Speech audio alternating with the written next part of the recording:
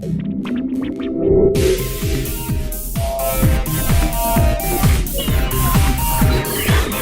from Las Vegas, this is NAB Show Live, produced by Broadcast Beat. This is Howard with Vidcheck.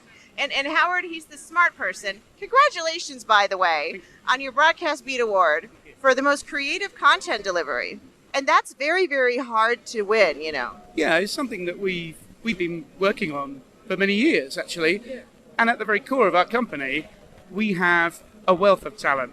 Very, very talented developers that actually created the very first automated quality control product in the industry. Really? Yeah, so we've taken that smarts and created the next generation, which doesn't just check files, it corrects files as well. How does it correct files? How do you correct files? Well, in the video and audio space, obviously you get video and audio levels. It's very easy with some non-linear edit type workflows to get those levels wrong. Oh, yes. Certainly for artistic effect, you know, when a client sat there in an edit suite and he says, oh, just crush the blacks on that, or just turn up the gain on that particular gunshot for dramatic effect. It's very easy to give the client what he wants, obviously, but there are compliance regulations in the industry, R128 for audio loudness and other specifications for video levels as well. And what we can do is tell the user where the problems are, and if they want to fix it themselves, they know we lead them to where to fix those problems. But in an automated workflow, we can analyze individual samples, video and audio, so we can provide like a firewall. Before you deliver the content, check that it's not going to be rejected in the first place. And in certain last-minute workflows, you can automate that process by, applying our intelligent autocorrection. Yeah, well, and actually, that's the way the industry's going in a lot of senses, because there is a skills deficit.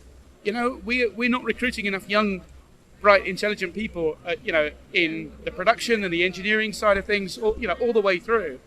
And it's tools like this that, to an extent, can help plug some of that gap, because at the very core of what we do, there is some really, really clever maths involved in that.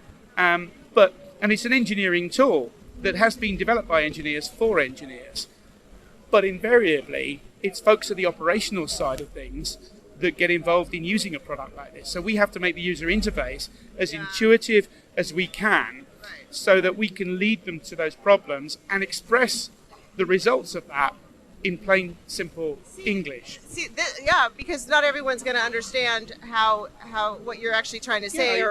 Exactly. Yeah, that's it. I mean, how many times have you typed in a URL on a web browser when you're surfing the web at home, and you get a page full that says HTTP error 404? Oh gosh.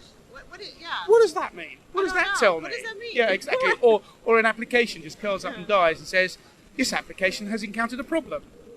Well, thanks. How am I gonna fix that? Well, you can't. Whereas what we will do is we will present the results to the user with the timecode, a thumbnail, and an explanation. Depending on the test parameter that's flagged this up, we will quote that in terms of the delivery specification that they're working to.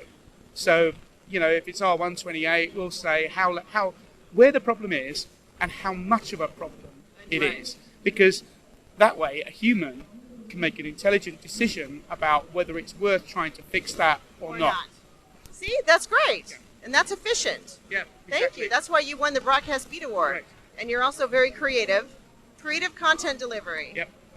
Thank you for everything. Thank Howard you. with Vidcheck, and he's, a funny, smart guy.